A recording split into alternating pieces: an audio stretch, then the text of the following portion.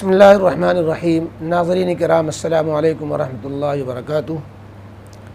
ناظرین کرام کو عید کی بہت بہت مبارکباد۔ اللہ تمام طرح کی خوشیاں انہیں امت مسلمہ کو تمام طرح کی خوشیوں سے نوازے۔ آج ہمارا یہ اتوار کی سوال جواب کی خصوصی محفل سیشن 119واں ہے۔ آپ کے جو ہفتے بھر کے سوالات ہیں ہم آپ کے سامنے پڑھ رہے ہیں، ان کے جوابات دینے کی کوشش کرتے ہیں۔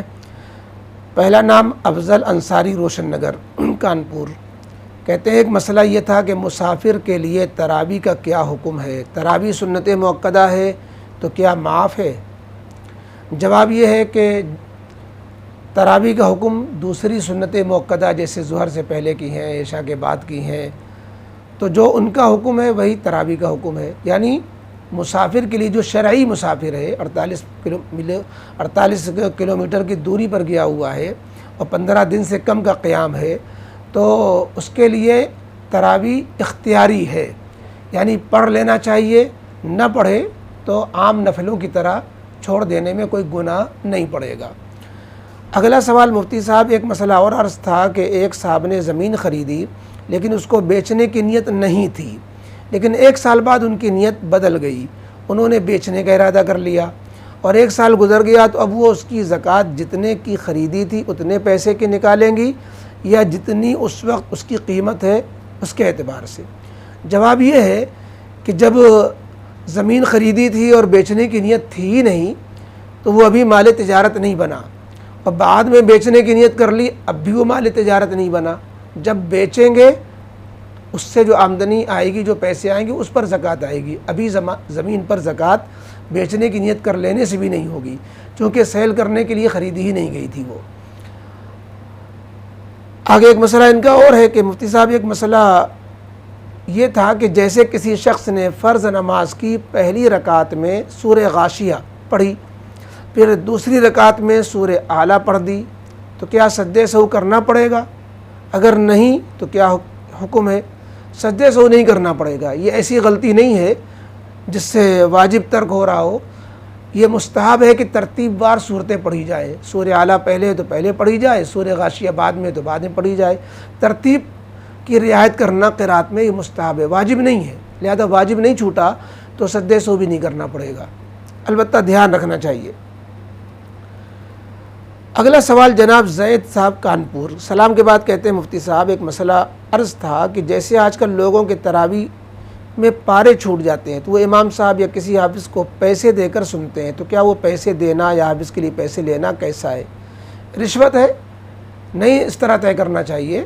حافظ صاحب کو جو قرآن سنائیں گے وہ عبادت بنے گا، وہ جو سنیں گے وہ عبادت بنے گا، عبادت کی اجرت نہیں ہوتی ہے۔ ہاں یہ ہے کہ حافظ صاحب نے آپ کے لیے وقت قربان کیا اور آپ پر احسان کیا، تو حل جزاء الاحسان الا الاحسان، آپ بھی احسان کر دیں کہ آپ نے مجھے میری عبادت میں میرا تعاون کیا، ہم آپ کو ہدیہ دیتے ہیں، تو ہدیہ اور نذرانہ جسے کہتے ہیں وہ دے دیں، لیکن باقاعدہ طے کر کے، تو یہ طے کرنا اور اجرت کا معاملہ بنانا عبادت کو یہ درست نہیں ہے۔ جیسے پورے قرآن کا مسئلہ ہے ویسے 1-2 پارے کا مسئلہ ہے۔ اگلا سوال یامین صاحب، سلام کے بعد انہوں نے پوچھا کسی خالی پلاٹ پر کچرا پھینکنا کیسا ہے؟ خانے خالی را دیو میں گیرن، آپ پلاٹ خالی نہ رکھیں تو لوگ بھی ہمت نہیں کریں گے، لیکن مسئلہ بہرحال یہی ہے کہ اگر اپنی ملکیت ہے تو اس میں آپ چاہیں کچھ کریں، کچرا پھینکیں، غلاظت کریں، لیکن اپنی ملکیت نہیں تو دوسرے کی ملکیت میں اس کی مرضی کے بغیر کوئی تصرف کرنا، چاہے وہ کچرا پھینک کر کے ہو، وہ جائز نہیں ہے۔ دوسرے کی زمین میں کچرا پھینکنا کہاں سے درست ہوگا؟ اگلا سوال نصرت اللہ ہردوئی، اسلام کے بعد انہوں نے کہا وطر نماز جماعت سے ہو رہی ہے اور 1 یا 2 رکعت چھوٹ گئی ہوں جماعت میں، تو کس طرح شامل ہوں اور نماز کس طرح مکمل کریں؟ جیسے مغرب کی رکعتیں چھوٹ جاتی ہیں، اس کو جیسے مکمل کیا جاتا ہے ویسے یہ کریں گے۔ مثلا آخری رکعت مل گئی، پہلی 2 رکعتیں چھوٹ گئیں، تو امام کے سلام پھیرنے کے بعد کھڑے ہوں گے، سورہ فاتحہ سورت پڑھ کر کے رکوع سجدہ مکمل کر کے 1 رکعت مکمل ہوگی، اس پر بیٹھیں گے، کیونکہ بیٹھنے کے اعتبار سے 2 ہو چکی ہیں، پھر کھڑے ہوں گے، پھر بھری پڑھ کر کے پھر بیٹھیں گے، کیونکہ وہ قاعدہ آخر میں ہوگا۔ یہ سوال جواب اس سے پہلے بھی اتوار میں آ چکا ہے۔ کشمیری صاحب کا سوال ہے سلام کے بعد انہوں نے کہا بعض بیماریاں نسلی ہوتی ہیں، جیسے میرے ایک رشتہ دار ہیں 60 سال کے بعد ان کے والد کی عقل معاف ہو چکی تھی، مرحوم کے لڑکے عقیل صاحب کی عقل بھی اب معاف ہو چکی ہے، پتہ نہیں یہ سلسلہ کب تک چلے گا۔ پوچھنا یہ تھا کہ اس نسلی بیماری کی بنیاد پر بھی بہت سارے سائنسدانوں نے مذہبی خدا کے وجود کا انکار کیا ہے، کیونکہ اس فطری عمل سے سائنسدانوں نے نتیجہ نکالا ہے کہ نعوذ باللہ مذہبی خدا کی قدرت میں یہ ہے ہی نہیں کہ وہ اس فطری عمل کو روک سکے، اور اگر اس فطری اصول کا خالق بھی مذہبی خدا ہے تو اس اصول کی تخلیق ہی فضول ہے کہ جو بیماری باپ کو ہو وہ بیٹے کو، پوتے کو وغیرہ۔ لہذا مذہبی خدا اگر ہے بھی تو حکیم نہیں ہے۔ اس فطری عمل سے متعلق اسلام کیا رہنمائی فرماتا ہے، وضاحت فرمائیں۔ یہ تو ذہن میں جب گند بھری ہوتی ہے، ہو سکتا ہے یہ بھی نسلی بیماری چل رہی ہو کہ آپ کے ذہن میں جو الٹے سیدھے فضول سوال آ رہے ہیں تو اوپر بھی آتے رہے ہوں، یا آپ کی نسل میں بھی آئے، اللہ تعالیٰ حفاظت فرمائے۔ بات یہ ہے کہ ہزاروں اور سینکڑوں دلائل کے ہوتے ہوئے اس طرح کے وسوسوں پہ کون دھیان دے سکتا ہے؟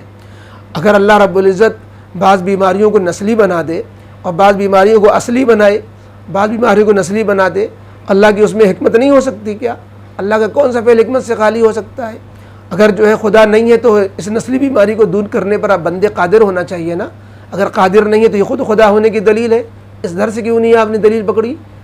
آپ کو خدا نہ ہونے والی دلیل تو سمجھ میں آ رہی تھی، خدا ہونے والی دلیل سمجھ میں نہیں آئی۔ اگلا سوال عائشہ کمنٹ میں پوچھتی ہیں، تراویح کی 4 رکعت کی گھر میں عورتیں نیت باندھتی ہیں، کیا یہ درست ہے؟ جی ہاں، تراویح 4 رکعت 4 کر کے ایک سلام کے ساتھ 4 رکعت کی نیت باندھ کر کے بھی پڑھی جا سکتی ہے۔ افضل یہی کہ 2 کر کے پڑھی جائے، جیسا کہ مسجدوں میں امام صاحبان پڑھاتے ہیں۔ زیدان وسیم کانپور، انہوں نے سلام کے بعد کہا، اگر روزہ ہو اور وضو میں کلی کرتے وقت پانی حلق کے نیچے چلا جائے یا پانی ناک میں ڈالتے وقت پانی سر پر چڑھ جائے تو کیا روزہ ٹوٹ جاتا ہے؟ اور اگر ٹوٹ گیا تو اس کا کفارہ کیا ہے؟ روزہ تو ٹوٹ جائے گا، چونکہ روزہ یاد ہوتے ہوئے کلی کرتے وقت پانی حلق میں چلا گیا تو یہ خطا ہے، چوک ہے، بھول نہیں ہے۔ اگر روزہ یاد ہوتے ہوئے نہیں بلکہ قصدن بھی پی لیا لیکن روزہ نہیں آتا، بھول ہو گئی تو اس کا مسئلہ الگ ہے، لیکن اس طرح جو ہے روزہ ٹوٹ جائے گا اور اس کا کفارہ نہیں ہوگا، صرف قضا آئے گی۔ جو روزہ ٹوٹا ہے اس کی ایک روزے کی قضا کر لی جائے۔ مجاہد الہی صاحب کمنٹ میں پوچھا انہوں نے، وطر کی تیسری رکعت میں دعائے قنوت کے بعد درود شریف پڑھنا کیسا ہے؟ جائز ہے، اجازت ہے، بلکہ بعض علماء نے اس کو مستحب لکھا ہے، حالانکہ عام طور پر لوگ پڑھتے نہیں ہیں۔ دعائے قنوت کے بعد درود شریف بھی پڑھ کر کے پھر رکوع کرنا چاہیے۔ اگلا سوال بنت نور چشمی، سلام کے بعد انہوں نے کہا، ایک ویڈیو بھیجی اور پوچھا، مفتی صاحب یہ ویڈیو کہاں تک حدیث صحیح ہے جو ویڈیو میں آئی ہے؟ ویڈیو میں یہ ہے، کہا جا رہا ہے کہ بیوی نے اگر شوہر سے یوں کہا کہ میں نے تیرے یہاں کوئی خیر نہیں دیکھی، بھلائی نہیں دیکھی، تو اس کے 70 سال کی عبادت رائیگاں چلی جائے گی۔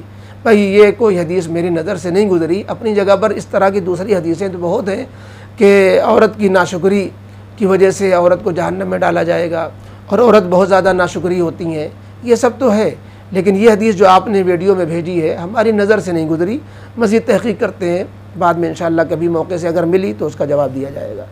اگلا سوال جناب محمد انس صاحب کہتے ہیں، مفتی صاحب ایک سوال اور ہے جو صدقہ فطر کے تعلق سے ہے، صدقہ فطر کیا عید کا چاند دیکھنے سے لے کر عید کی نماز سے پہلے دینا چاہیے؟ اگر ہمیں اس پیسے کا کوئی حقدار پہلے سے مل گیا ہو تو کیا عید کا چاند کا انتظار کریں؟ اور کہیں اگر ہمیں باہر اس پیسے کو بھیجنا ہے تو یہ تو ممکن نہیں ہو پائے گا کہ وہ راتوں رات پہنچ سکے؟ جواب یہ ہے کہ صدقہ فطر کا افضل وقت عید کی نماز سے پہلے دینا ہے، اور پہلے دینے میں رمضان میں دینا بھی شامل ہے، لہذا آپ کو اگر کوئی حقدار پہلے مل رہا ہے تو پہلے دے دینا اور زیادہ ثواب کا سبب ہے، اور باہر بھیجنا ہے تو اب تو کوئی ٹائم نہیں لگتا۔ یہ آپ کا سوال جو ہے آج کے زمانے کے اعتبار سے صحیح نہیں ہے کہ راتوں رات تو پہنچ نہیں پائے گا پیسہ، ایک لمحے میں 1 سیکنڈ میں پہنچتا ہے، گوگل پے، فون پے اور پتہ نہیں کیا کیا، ATM وغیرہ۔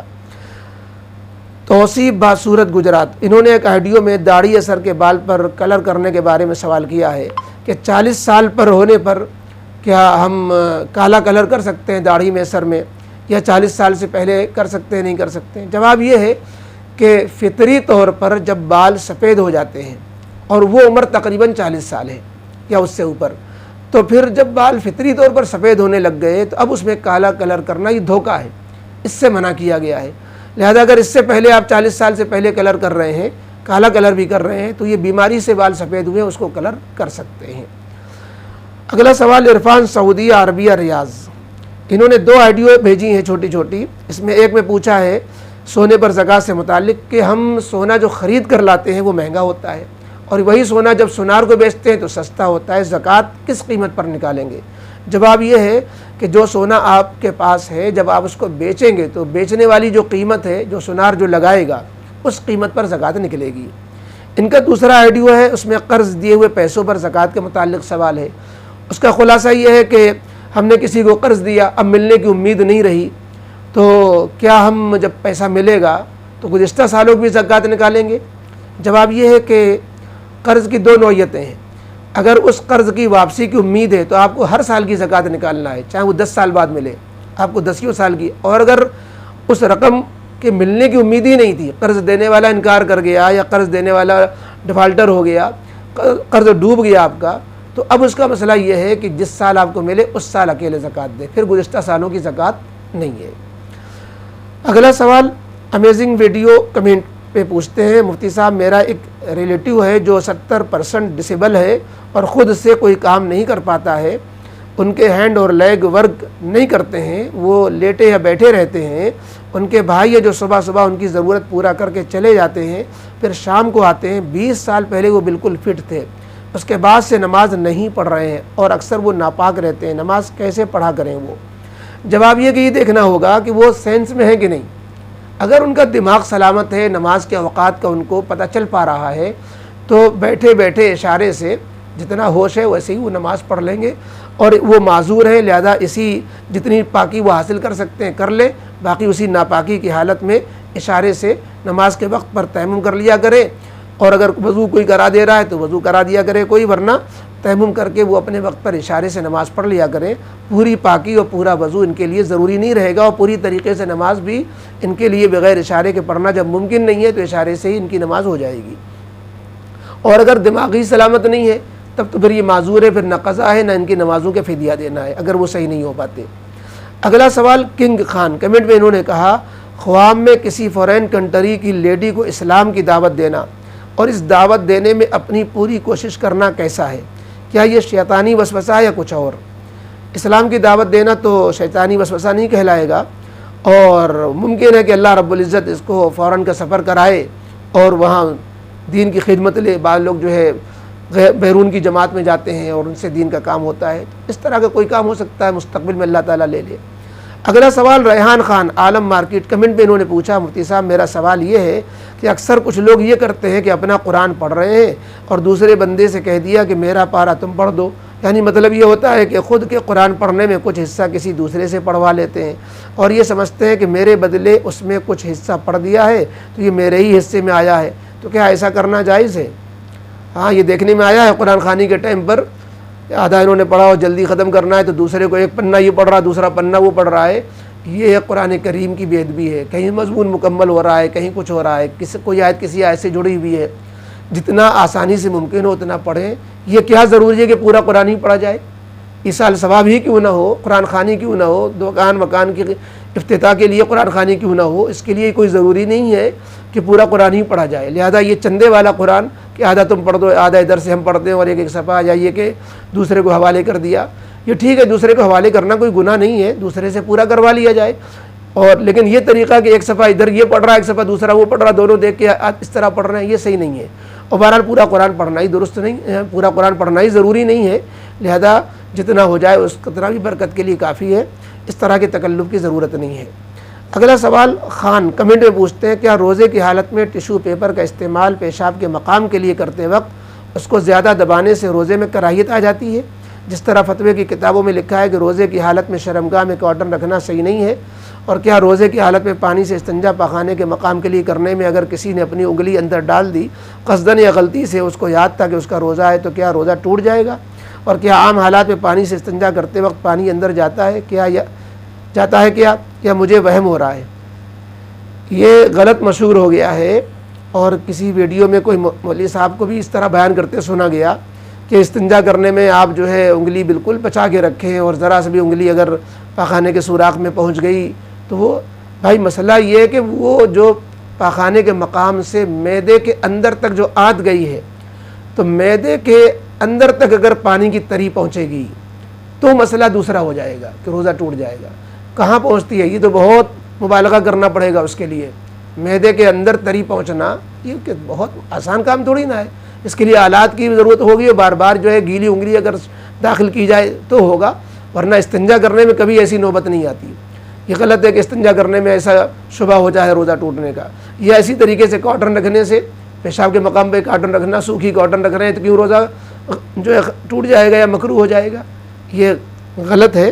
بہرحال بس اتنا مسئلہ ہے کہ اگر معدے میں گیلی انگلی پہنچا دی جائے گی یا کوئی بھی گیلی چیز پہنچا دی جائے گی تو روزہ ٹوٹ جائے گا۔ اگلا سوال اور آخری سوال، ولی اللہ کانپور کہتے ہیں عوام کے لیے 2 نام ہمیں معلوم ہیں جن کا ترجمہ قرآن مناسب رہتا ہے، مولانا تھانوی صاحب رحمۃ اللہ علیہ، مفتی تقی عثمانی صاحب۔ 3-4 نام آپ بتا دیں جن کا ترجمہ قرآن عوام کے لیے مناسب ہو۔ نیٹ پہ بہت سارے آتے ہیں جو پتہ نہیں چل پاتا کہ ٹھیک ہے یا نہیں ہے۔ مفتی تقی عثمانی صاحب ہی کا کافی ہے، آپ کیوں زیادہ ترجمے کے چکر میں پڑے ہیں؟ باقی اور بھی ترجمے ہیں، علامہ شبیر عثمانی صاحب کی جو تفسیر عثمانی ہے اس میں جو ترجمہ شیخ الہند رحمۃ اللہ علیہ کا لگا ہوا ہے وہ بھی معتبر ہے۔ مولانا عبد الکریم پاریک صاحب کا جو ناگپور کے تھے ان کا ترجمہ پایا جاتا ہے، 100 نمبر کے نام سے ملتا ہے، وہ بھی معتبر ہے۔ مولانا بلال حسنی صاحب کا ترجمہ آتا ہے، وہ بھی معتبر ہے۔ مولانا یحییٰ نعمانی کے برادر ہیں مولانا الیاس نعمانی صاحب، غالباً چچا زاد بھائی ہے، تو مولانا الیاس نعمانی کا جو ترجمہ آیا ہے انہوں نے 2 ترجموں کو جمع کیا، مولانا عبد الماجد دریابادی اور خود اپنا ایک ترجمہ، تو اس طرح بہت سے ترجمے معتبر ہیں۔ بہرحال تقی عثمانی صاحب کا اگر ترجمہ آپ کے پیش نظر ہے تو وہ سب سے زیادہ عام فہم، سادہ اور سلیس ہے، اس سے استفادہ زیادہ آسان ہے، اس لیے آپ کو مشورہ یہ دیا جائے گا کہ آپ انہی کے ترجموں کو اپنا جو ہے مطالعے کا ذریعہ بنائیں۔ بس یہ تھے آپ کے سوالات اور ہمارے جوابات۔ اب ہم رخصتی چاہتے ہیں۔ اللہ رب العزت آپ حضرات کو عید کی خوشیاں مبارک فرمائے۔ السلام علیکم ورحمۃ اللہ وبرکاتہ۔